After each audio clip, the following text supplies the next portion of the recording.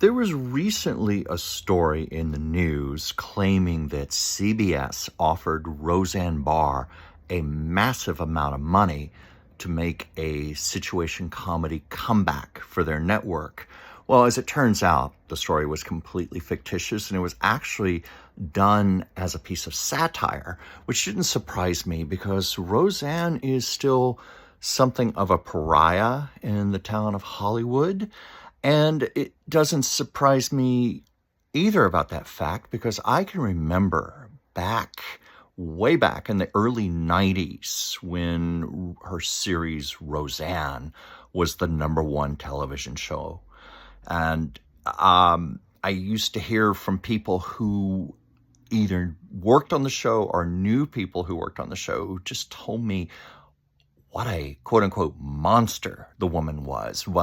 She went beyond just diva behavior, making impossible demands, constantly firing people, just the consummate nightmare to work with. And she had a reputation for extremely bad behavior. But as often is the case, it was tolerated because her show was such a success and it made so much money for ABC.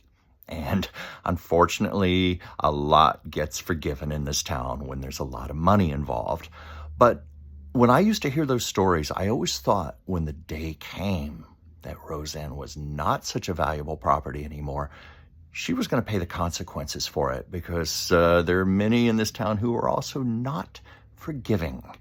And sure enough, when she tried to revive her Roseanne series a few years back, she did about half of a season, and then she made some outrageous comment that was construed to be racist, and ABC canceled the show, and the only way it was able to be reinvented in the current format as the Connors was if Roseanne agreed to have nothing more to do with the show.